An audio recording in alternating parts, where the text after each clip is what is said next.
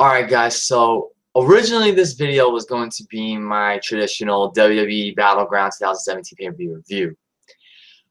But honestly, I thought about it and I just don't really feel like doing a Battleground review. Because that pay-per-view, I don't remember a lot. It's not a pay-per-view that I'm going to go back a few years from now and, just go back and watch. There was nothing memorable that happened on that show. Arguably, undoubtedly, it was the worst SmackDown Live brand exclusive pay-per-view. And there's a lot of debate as to, there's a lot of agreement so far in the YW scene on social media that it was the worst pay-per-view of the year. Now, for me personally, I don't know if I could call it the worst pay-per-view of the year because I also thought Fastlane was a really weak pay-per-view. That was a Raw brand pay-per-view. I thought that was a really weak pay-per-view. That pay-per-view really sucked. But yeah, there was no doubt that Battleground was a very weak pay-per-view. It sucked. It was disappointing, and it's undoubtedly the worst SmackDown Live brand exclusive pay-per-view. So I'm not going to review Battleground 2017. Today in this video, as the title states, I'm going to address my problem with the current WWE product. And I will discuss Battleground. As a matter of fact, I'll start with discussing Battleground right now. My show rating and match ratings are down below in the description box. But it was just a very disappointing pay-per-view. It was very weak, very forgettable. Only one or two really good matches, and everything else was decent, solid, or disappointing. And personally, my problem with this pay-per-view is that it reflects the dip in quality of SmackDown Live. I haven't come on here recently and done a video about how SmackDown Live, while still a good, solid product, is not as incredible or awesome as it was months after, a few months ago following the brand split. I still support Team Blue. I refuse to give up on Team Blue because I was always watching SmackDown for the longest time because I couldn't stand Raw. I couldn't stand 3 hours. And then 3-hour pay-per-views they would do. So that was 6 hours of Raw altogether when you look at it. But I'm not going to bullshit. SmackDown, while still a good, solid show, is not the show it was many months ago. I said this in my Battleground predictions video. Like AJ Styles has said, SmackDown makes superstars and Raw takes superstars. And I'm going to say something that's pretty bold, but I have this belief that the WWE is purposely trying to sabotage SmackDown. First off, they got one less pick in the draft back in the summer. And even with that small amount of superstars they had, they managed to make SmackDown a superior product to Raw. But then when the superstar shakeup came, they lost. SmackDown, of course, lost Alexa Bliss, Dean Ambrose, Bray Wyatt, The Miz and Maurice, and can't remember who else. They lost Mickie James. They lost all the good talent that they built and established on SmackDown. And in return, they got Charlotte, Tamina, Kevin Owens, Sami Zayn, great talents, don't get me wrong, Jinder Mahal, the Colognes, and Sin Cara. So they got the leftovers, so to speak, and they're still in this little rebuilding process. Although they gave Jinder Mahal the WWE Championship, which I haven't really had a problem with Jinder Mahal as champion. He's been a good champion since winning the title. He hasn't been the traditional chicken shit heel champion, so I'm happy with that. They took a risk, and, for some people it's not working out. It's not their cup of tea. For me, I feel like he's done good as champion. Could he have done better? Yes, but at least they tried something different. The Colognes, where have they been? They could have been tag team championship contenders by now. They haven't done anything with them. I still support Team Blue, but Battleground to me was just a prime example of how the quality has dipped. I was so disappointed with that show, and that show could have been a good, solid show. If it's a good, solid show, at least from Team Blue, I'll be happy. Because, with the competitors that they have and everything, they got to go with what they got, And I mean, it had a very good, exciting opener, Battleground, with the Usos and the New Day for the SmackDown Tag Team Championships. And then from there, Nakamura versus Baron Corbin was just decent, and it should have been a good, hard-hitting match. The Fatal 5-Way Elimination match was a solid match for what it was. AJ Styles and Kevin Owens was a very good United States Championship match, but the ending was very anticlimactic. And I think the reason they did that was because they didn't want either guy to look weak. You guys know what I'm talking about. You know, AJ Styles had the crossface on Kevin Owens. The referee had got knocked out previously. And then Kevin Owens rolls AJ Styles up, and both of their shoulders are on the mat. But I guess the way they're doing it is that the ref can only see AJ Styles' shoulders are on the mat because he's still trying to recover from getting knocked down. And he counts 1, 2, 3. And AJ Styles tried to argue with the ref that I clearly had this guy pinned, but he didn't even look that disappointed or that distraught by the fact that he lost his title to Kevin Owens. So that was a very weak finish. I understand what they were trying to do, but that was a very weak anticlimactic finish. So, and then the flag match was good for what it was. Sami Zayn versus Mike Kanellis was what it was. And then the Punjabi prison match was just bleh, you know. And the only thing about it that I didn't expect was the return of the Great Khali. Now, I hope and I'm praying that this does not lead to Randy Orton versus the Great Khali at SummerSlam. I don't want to see that. But whoever's booking this, and I heard Road Dogg is the head writer now. So if he's gonna actually book Great Khali versus Randy Orton at SummerSlam, that's horrible. We do not want to see that. The big money is in a Randy Orton AJ Styles match. Heel Randy Orton versus a face AJ Styles. That's where the money's at SummerSlam. Now, this is somewhat of a follow-up to the Raw is Dead commentary that I did with my fellow Four Horsemen a few weeks ago. But it's not just about Raw. I'm also talking about SmackDown. But this is just my general problem with the current WWE product. It's booking decisions like, okay, having Great Khali return to cost Randy Orton the match, I'm fine with that, but do not lead that into a Randy Orton Great Khali feud at SummerSlam. Who wants to see that? Great Khali coming back, fine. That's good. Okay, I have no problem with that. I didn't expect it, so I'm fine with that. He did what he had to do, and he helped Jinder Mahal retain the championship. But do not have Randy Orton go after the Great Khali at SummerSlam. You want to do Randy Orton versus Great Khali? Do it on SmackDown Live. Have Khali and everyone in Jinder's entourage incapacitate Orton, write him off TV for a little while. There you go. Because we do not need a Randy Orton Great Khali match at SummerSlam. Where's the money in that? Like I said, the money's in Randy Orton, a heel Randy Orton versus AJ Styles at SummerSlam. That's where the money's at, you know. So I'm recording this video, obviously, hours before SmackDown Live airs.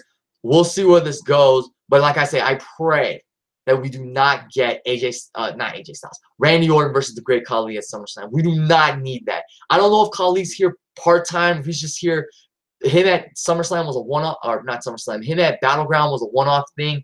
But I pray we do not get Randy Orton versus Great Khali. And if Road Dogg thinks this is a match we want to see, with all due respect, because he's a great promoist and he was one of my favorites in the Attitude Era, he clearly does not know what. He clearly does not understand us as fans, you know. And that's something else I want to address. Those in the business that say, how dare we, what is it? What they say? We're not in touch with the product.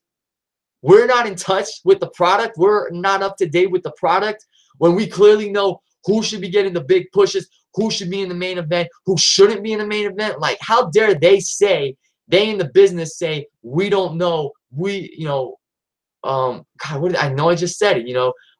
How dare they say that we're out of touch with the product? Yeah, we're out of touch. We're the fans, so we don't know what's right for business, you know, because we're just the fans. Yet we tune into this crap, we pay our money for this crap, and we're not happy with the product, you know. How dare they say we don't understand what would make a better product?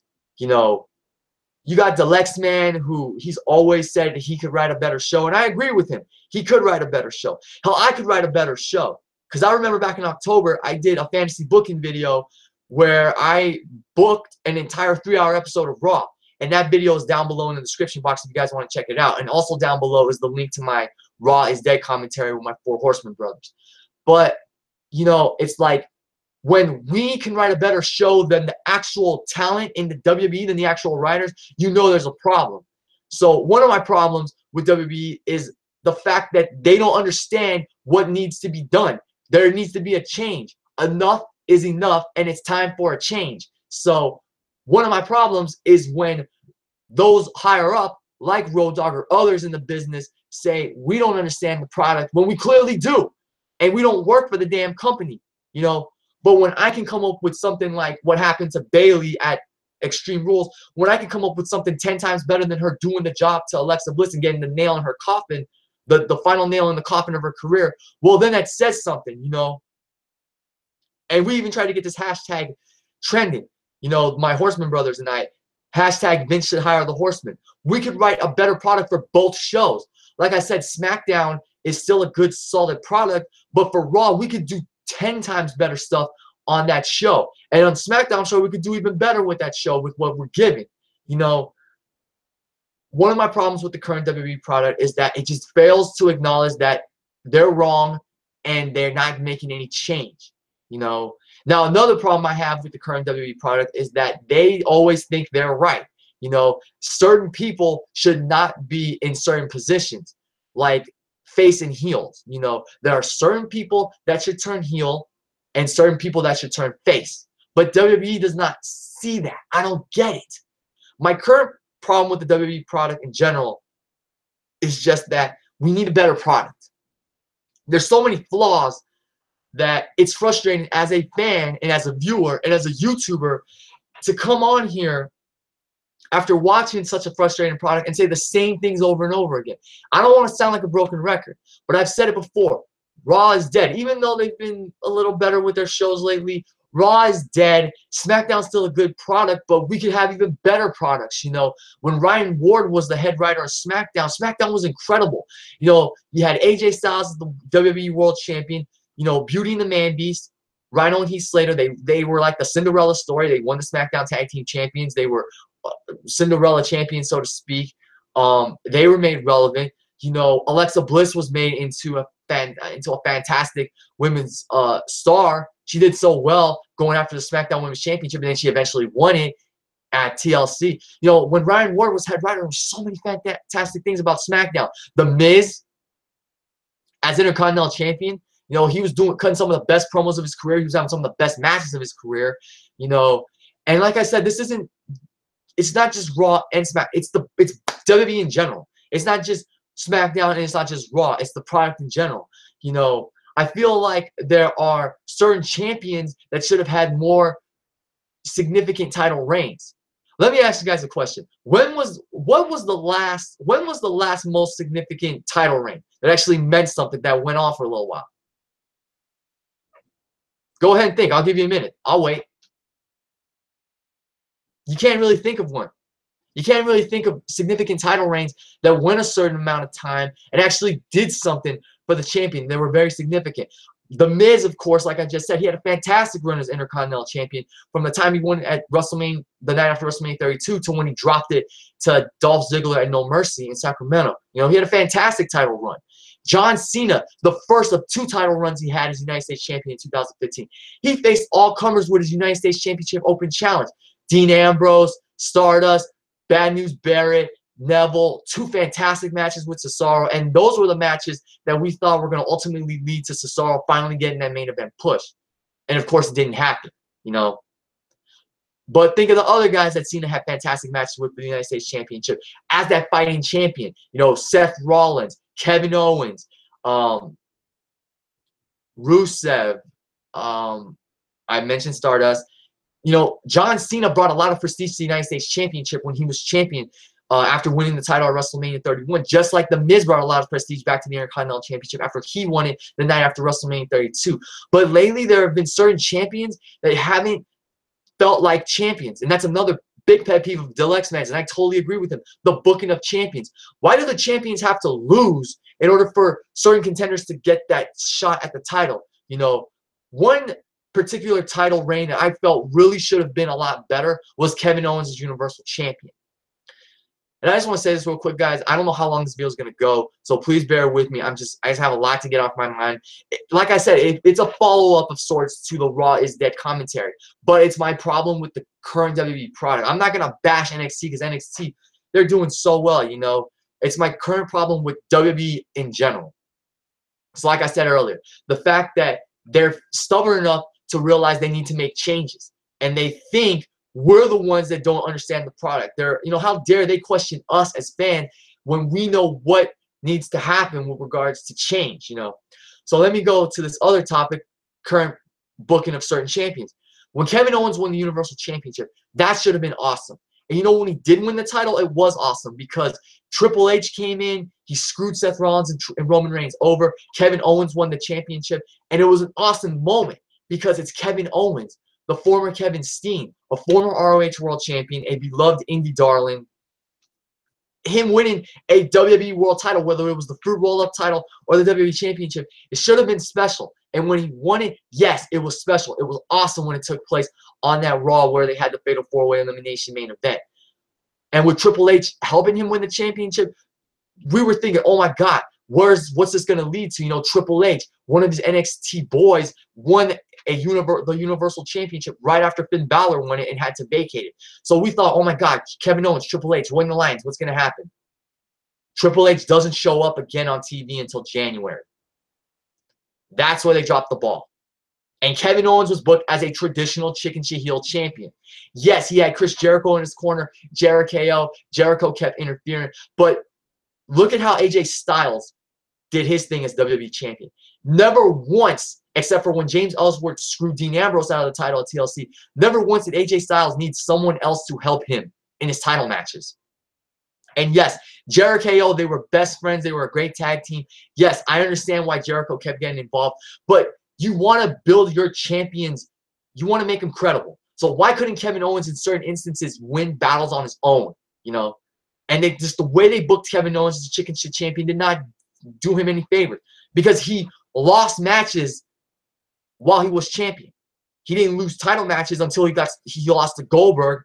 And that was a bigger problem I had with his title reign, was that when I found out it was going to be Goldberg versus Kevin Owens for the Universal title, I already knew what was going to happen. Goldberg was going to spear Owens, he was going to jackhammer him, he was going to win the title. Just so he could have the title to drop it to Brock at WrestleMania 33. It's little things like that that make me question why WWE books their product like this. Why did Goldberg, Kevin, and Brock Lesnar need the Universal Championship? Why couldn't Kevin Owens go into the Universal Championship as the Universal Champion and defend that against Chris Jericho at WrestleMania? You know, why couldn't we do that? Or when Sami Zayn was on Raw, why couldn't it have been a triple threat like I booked when I did my fantasy booking for WrestleMania 33?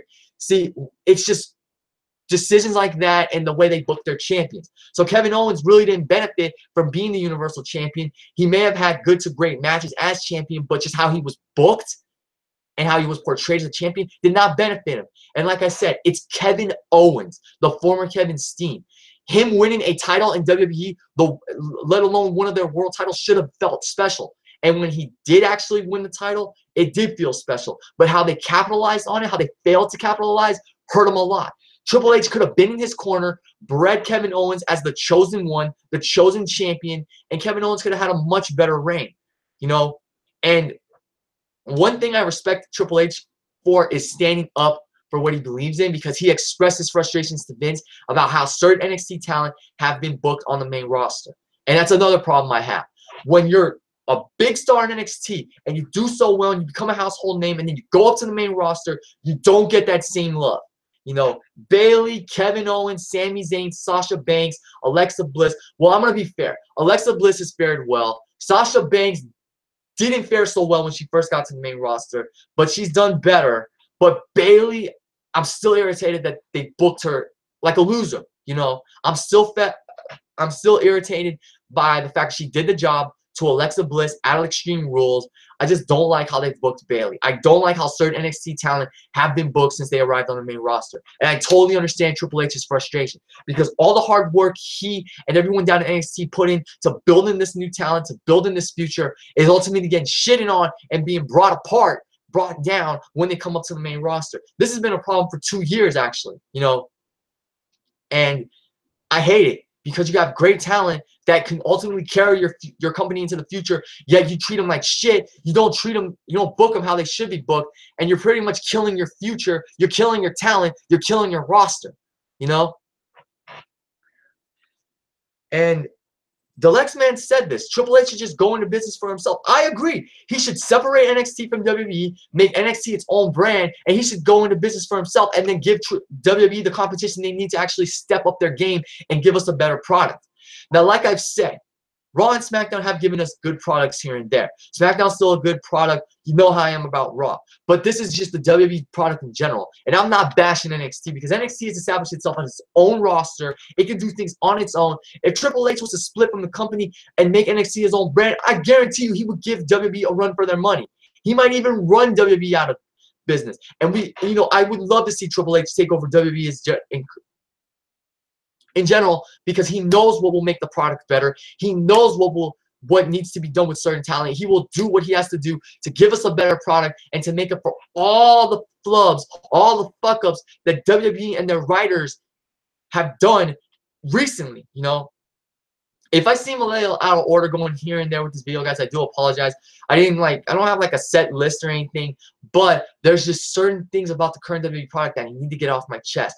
And this is why I think certain wrestlers are leaving the company. Austin Aries most recently left WWE because he was not happy with the position he was in, because he was not going to get out of the Cruiserweight division, and he could have transcended the Cruiserweight division by fighting for the Intercontinental title, the Tag Team titles, and eventually the World title, the Universal title on Raw. Or if he was on SmackDown, he could have fought for the US title, the tag titles, and eventually the WWE Championship.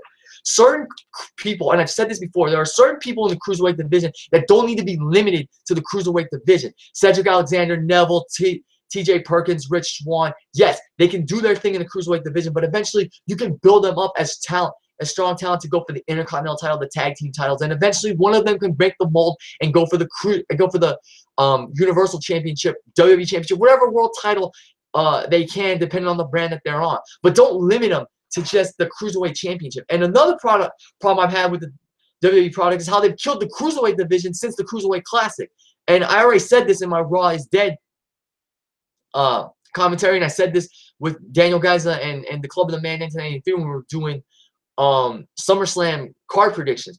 It's like, how do you go from having such an incredible tournament with all these diverse cruiserweights, and then you just produce you limit them to just being like, I don't want to say the piss break match, but you limit them to where they're not as colorful as they were in the Cruiserweight division. They don't have the same identity. They're not doing as many exciting moves as they're doing. It's just, it irks me, it irritates me, and I understand why Austin Aries left. And good for Austin Aries for standing up for himself and just saying he didn't want to be with the company because he didn't like the position he was in. Good for him, and that ultimately is another testament to why you don't have to be in the WWE. You can leave WWE and find bigger and better success. Look at Cody Rhodes, how he's killing it in ROH. He's the new ROH World Champion, killing it in New Japan Pro Wrestling. I've seen him personally here in the Bay Area for a few APW shows, doing great things. Great guy to me in person as well. Very humble guy, very grateful guy. Thankful to be doing what he's doing. He's doing great things in WWE. I'm a proud WWE fan. I've been a proud WWE fan for 21 years, but there's a time and there's a time where I have to, I'm not going to bullshit. I'm not going to say, oh, WWE is the greatest product ever. I'm frustrated with certain things with the current product, and I'm going to state my mind because that's freedom of speech. We have the freedom of speech to come on here on YouTube and, air our grievances and say what we like and what we don't like. And there's no rule that says we cannot say that, But in WWE, if you do express your freedom of speech, you can get fired pretty much, or you'll get the shit treatment and you'll be a jobber. But Cody Rhodes doing great things outside of WWE. Johnny Mundo, John Morrison, killing it on Lucha Underground, killing it internationally. Bad News Barrett, he stood up for himself. He asked for his release because he wasn't happy with his current position in the product last year. And he's another guy that WWE dropped the ball with. Damian Sandow left WWE. All these great talent leaving WWE, they're going on to do bigger and better things outside of the company. And that just goes to show you that you can be successful outside of WWE. The Lex Man has a video, top 5 wrestlers that need to leave WWE, excuse me. I haven't seen it, but I do look forward to seeing it, and I already know one of the guys that needs to leave the WWE, and that's Cesaro. Because like I said, he is a main event star. He should be a main event star, and WWE has never given him the opportunity to get that main event shot. He's definitely a guy that should leave WWE. My problem with the WWE product right now is just that it's not the product it was many, many years ago. Remember the good old days, the Attitude Era and the Ruthless Aggression Era, where they made new stars, they gave us engaging storylines and feuds, and we had just incredible matches. And not every match has to be a 5-star classic. Give us good to great matches, good 3-4-star matches, good to really good matches. They don't always have to be 5-star classics. But remember in the Attitude Era when we had The Rock, Triple H, Mankind, The Undertaker, Kane, the Hardy Boys, Edge and Christian, the Dudley Boys, Chris Jericho, Chris Benoit, Kurt Angle, when we had Ken Shamrock, D'Lo Brown, you know, Jeff Jarrett, when we had Val Venus, DX, X-Pac, the New Age Outlaws, China, where all this great talent we were building, all this great talent we were establishing. And then the Ruthless Aggression Era, it's John Cena, Brock Lesnar, I would actually say Chris Benoit here because that was when they really established him as a top star. Eddie Guerrero as well, Chavo Guerrero, Shelton Benjamin, Randy freaking Orton, you know, other great talent, you know, I'd say Christian, but he really had his glory days in the Attitude Era. Yeah, just all this great talent that came from the Ruthless Aggression Era. I'm trying to think of a few more. Yeah, Goldberg. Goldberg had already established himself in WCW, but, you know, they did what they did with him. Batista, your list goes on and on. Those were the good old days of wrestling when they gave us great storylines. They gave us great characters to be invested in, whether it was a heel or a face. They built new stars. They made great, credible champions. Those were the great, you know, the good old days of wrestling. Nowadays, I still enjoy WWE, but it's very frustrating when a lot of my favorite talent are not used the way they should be. And now WWE is pretty much killing their tag team division by splitting up. First, they split up DIY in NXT, but we already knew that was going to happen, so we didn't really have a problem with it because it had built to that for quite a while. That when it happened, it was just a matter of when it was going to happen. We were just waiting for it. So that I don't really have a problem with. But you look at all these tag teams that have split up in the year 2017. I'm trying to think which tag team actually just split up recently. But Enzo and Cass, that was a split I did not want to see. And I'm so freaking upset that Enzo and Cass never got their well-deserved and long overdue tag team title win and tag team title run, you know. And then American Alpha recently split up because Jason Jordan is apparently the illegitimate son of Kurt Angle. And my problem with that storyline is Kurt Angle made this thing sound like it was a huge scandal that was going to ruin his reputation, ruin his career, could really affect his family. And it turns out that Jason Jordan is his illegitimate son. Okay, first off, how is an illegitimate son a scandal? It's not a crime, you know. It's not going to hurt his career. It's not like he had sex, had an affair with Dixie freaking Carter or Stephanie McMahon, and they came out and revealed that they're pregnant with his kid. That's a scandal. That would have been pretty ballsy to do something like that, and I would have loved to have seen it. That's what I was hoping we were going to get. But no, he just says that he had a fling with some African-American woman he met in college, and out came Jason Jordan from that. But how is that a scandal, you know? And I was pretty disappointed with that. Now, there is potential in this that Kurt Angle can take Jason Jordan under his wing, make Jason Jordan like Kurt Angle 2.0, and eventually build him into a top star, maybe even a world title contender. It can happen. But I just hate the fact that it led to the split of American Alpha. Why not bring Chad Gable over to Raw? Why can't Kurt Angle say, you know, even though he's my son, I'm not gonna give him proper treatment. I'm not gonna give him special treatment. But because he's my son, I'm bringing over someone very close to him and very special to him, his tag team partner, Chad Gable. Why can't American Alpha be on Raw? And then we can do American Alpha in the Revival, American Alpha and Star on Sheamus. See, they don't think long term with these things.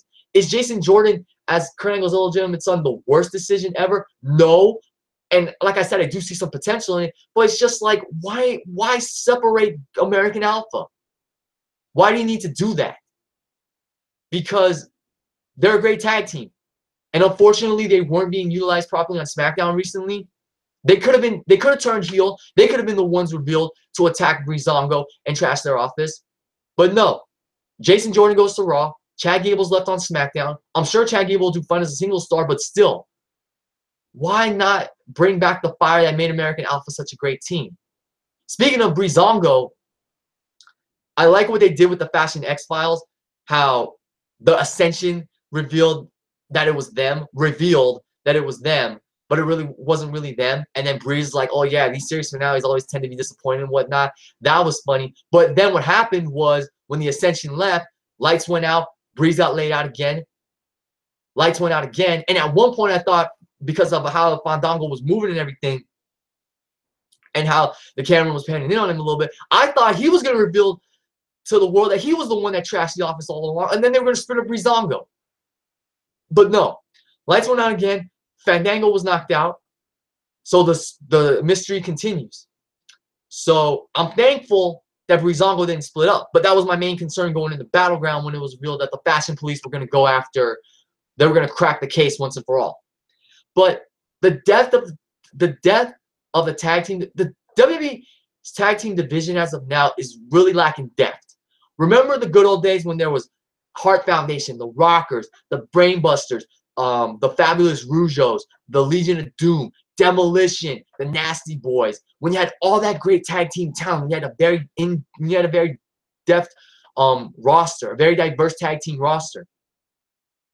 Nowadays on the main roster, there's not many credible tag teams.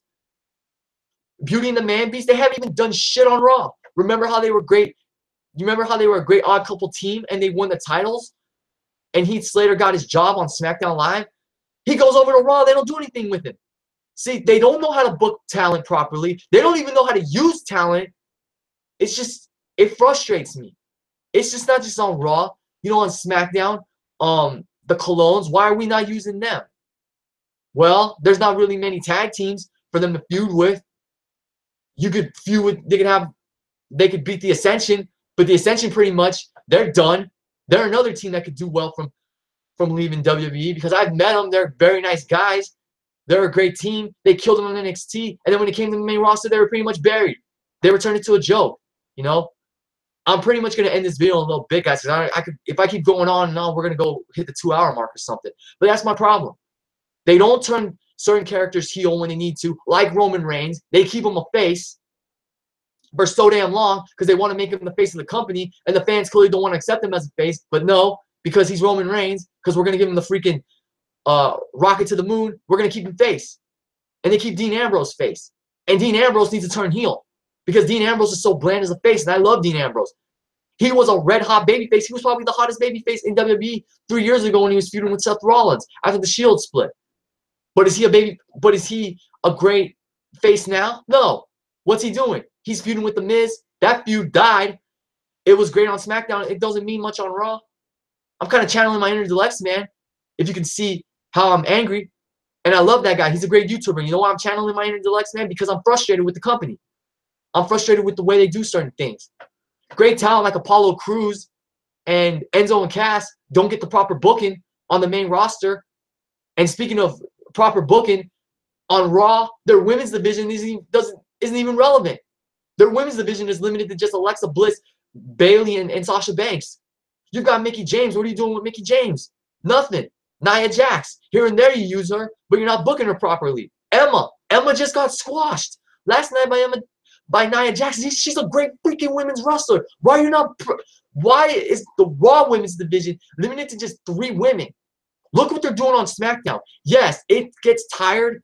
It gets tiresome watching multi-women matches, but at least they're making their division relevant and they're giving women opportunities to fight, to actually establish themselves as top contenders for the SmackDown Women's Championship. Natalya. I didn't see Natalya winning the Fatal 5-Way Sunday night, and she did. She's going to fight Naomi for the SmackDown Women's Championship at SummerSlam. I'm fine with that match. I don't think we've ever had a Naomi-Natalya match. It's a fresh match. I'm happy with that. I look forward to seeing what happens. I'm still going to watch SmackDown Live tonight. I look forward to seeing some of the fallout from Battleground, even though the show sucked, even though it was a really weak pay-per-view and the worst SmackDown Live pay-per-view since the brand split. But it's like, what are you doing? Why are you wasting all this talent? You know? Mickie James, she was doing fine on SmackDown and you drafted her Raw. She ain't doing shit. Emma got squashed. And the Emelina bullshit, I still hate that crap. They wasted all that time to book her as this freaking model, and then she comes out and trashes the whole gimmick. She ditches the whole thing. It's like, what are you doing? Why are you not building the future? Why are you not making new stars? Jesus, man. It's like, I don't know, man. You know, Deluxe-Man said something that he's going to review Raw and SmackDown starting in August and going into SummerSlam. He said that if after SummerSlam the product hasn't changed, he's going to stop watching.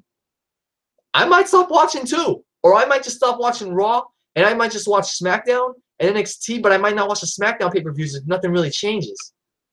I don't know. But it's just so frustrating, guys. They fail to see where they're failing. They think we don't know what we're talking about, although we clearly do, especially when we can clearly write better shows. They're not utilizing their talent properly. It's just frustrating. And certain people don't get the certain breaks they deserve, and they're leaving the company. It's just frustrating, guys. I don't watch Raw. I watch SmackDown. But after seeing Battleground and knowing all the crap they do on Raw, it just frustrates me.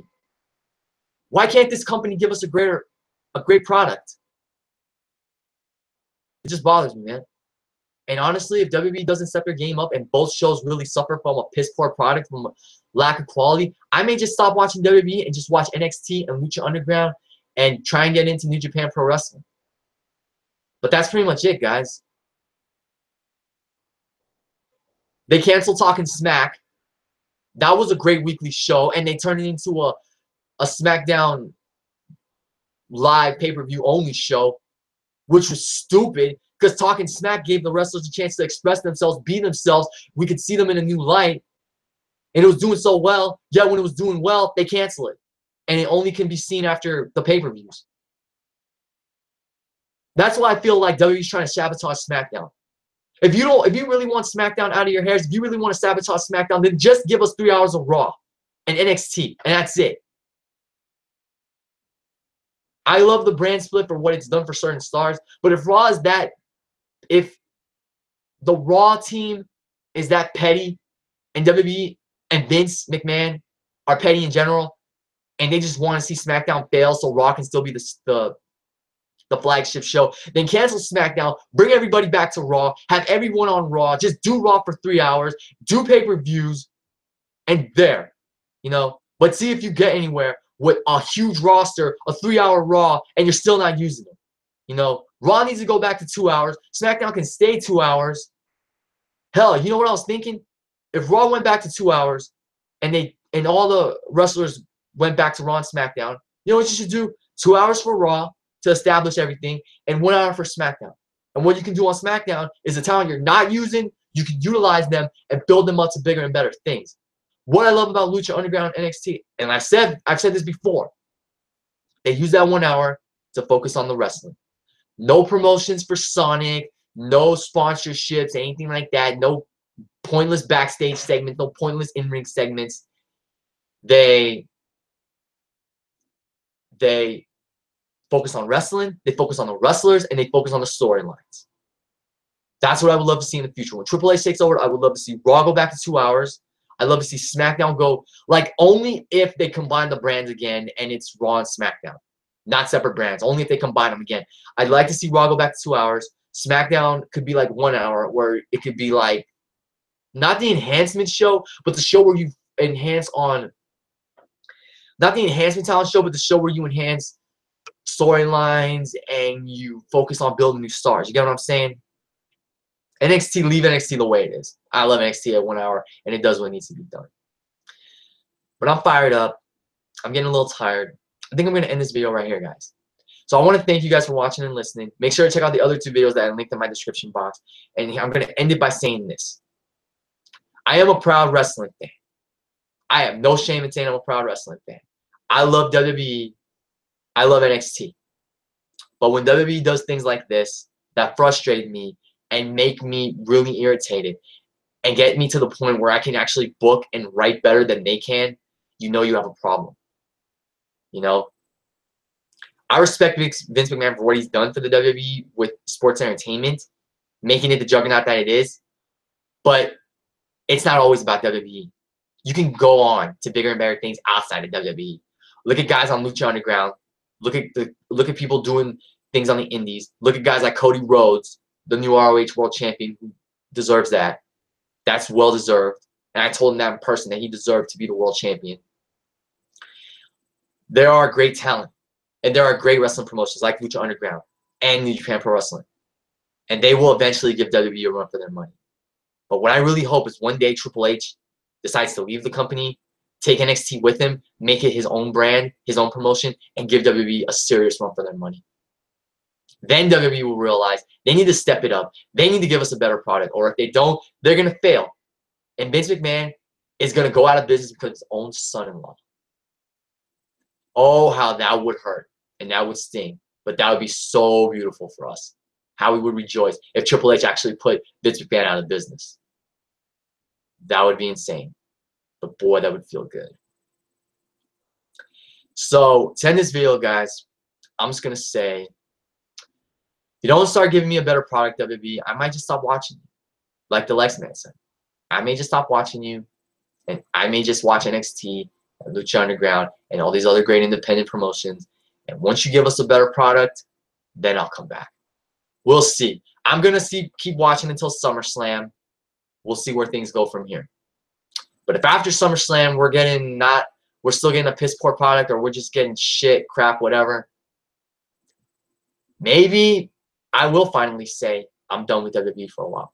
Because for a while, there have been times where I said, if this happens, that happens, I'm done with WWE. This might be the time where I finally actually stick to my word. Who knows? I mean, I buy into the product. I buy WWE merchandise. I subscribe to the WWE network. But I should be getting my money's worth. You know what I'm saying? We should be getting our money's worth.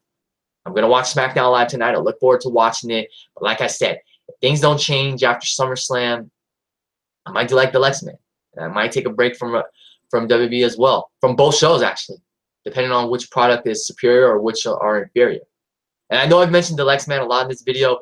And if you're watching this, the Lex Man, because I will send the link to you because I do want you to see this. You're an awesome YouTuber. You've inspired me here and there. I respect you. I respect your opinion. You're an awesome guy. And this is somewhat of a video response to you for what you did, how you talked about how your fandom is dying. But yeah, man, you inspire me to do things like this. So thank you very much. And you got my utmost respect. So yeah, guys, we'll see what happens. We're on the road to SummerSlam.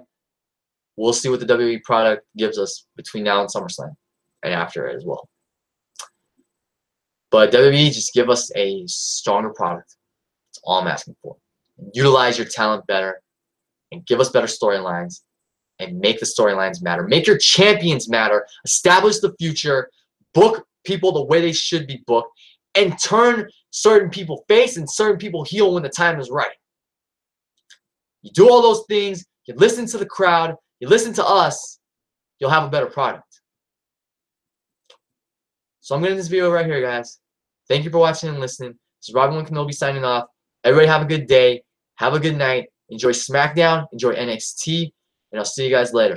Thanks for watching this video. If you stuck with me the whole whatever amount of time I did this video, thank you very much. Leave your comments and thoughts down below. Check out my Battleground review. Tell me what you thought of that pay-per-view. What you thought was the worst match. What you thought was the best match. And I'll catch you guys later. Thanks again, as always, guys, for watching this video. And thanks for the support. Have a nice day.